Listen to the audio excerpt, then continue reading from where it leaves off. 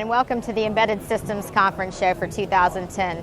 We're live here in San Jose, California, showcasing the latest in Cortex-M microcontrollers from Nxp.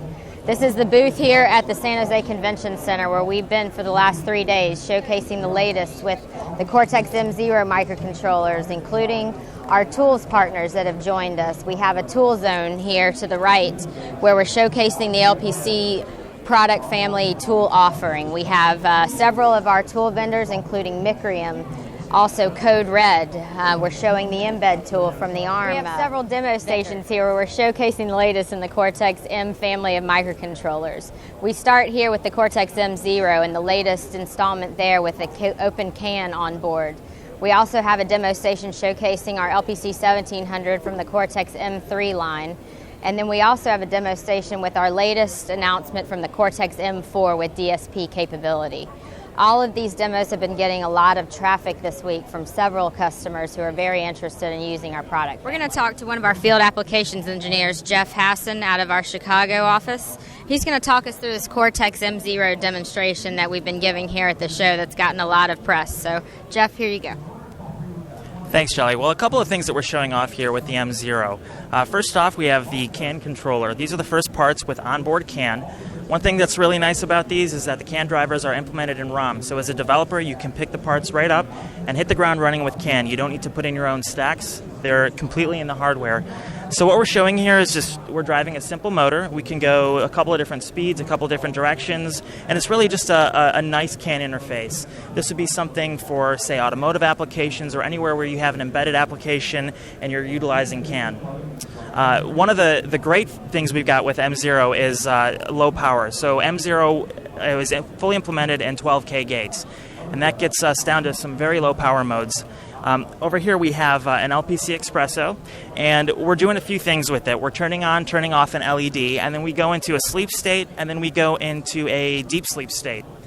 And that just continues to cycle. So we're running a profile and measuring current, and we can see that we go from 5 milliamps down to 2.5 milliamps down to almost no current when we go into a deep sleep state. And this just continues to cycle throughout the day, and people can come up and see how much current this is actually drawing real time. So that's one of the things that we really target with the M0 processors. People are really drawn to the low current profile you can get with these.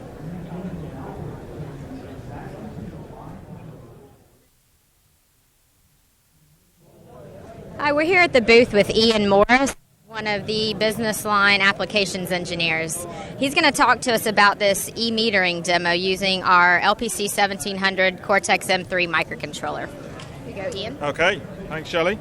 Right, so what we've got really is a system based around the LPC 1768, which is monitoring the power coming into a dummy load. So what we're looking at is the voltage, the current, the power, and the power factor. The way we achieve this, basically, is to some amplifiers looking at current transformers. We're sending this into the ADC of the 1768.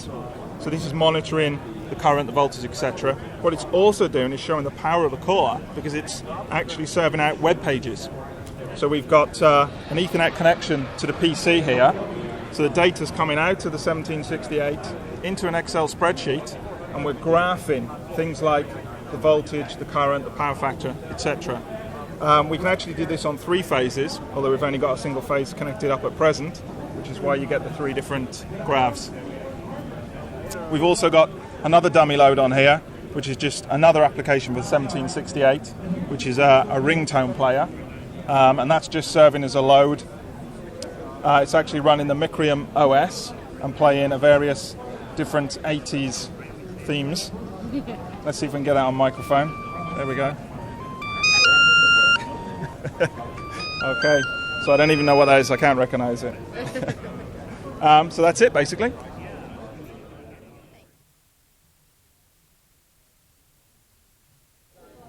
So we're here at the ARM Pavilion, which is right next to NXP's, and they're showcasing all of the vendors that currently license the ARM core. We do have a booth here where we're showcasing the Cortex-M4 series from ARM with our version of the Cortex-M4. This is Long Trung from our San Diego office. He's one of the FAEs down there, and he's going to talk us through this demo. Here you go, Long. Thank you, Shelley. So Nxp is the first to have an M4 product, and what we have here is a demo that shows that we have an input signal, analog input signal coming in to the M4 product. And the microcontroller is processed doing a FIR filter, 128 tap filter, and converting that to a digital signal. And once we have converted the signal, we're sending it back out. And as you can see here on the scope, that it's a clean signal. So the advantage of the M4 is it combines a digital signal processor with a microcontroller. So instead of a two-chip solution with a coprocessor and a DSP, this is all in one processor. So the advantage with the M4 with the digital signal instruction set allows to do a multiply accumulate instruction in one cycle compared to a 2 or 3 cycle instruction on a typical microcontroller. So this highlights the advantage of the M4, and look forward to being out in this year.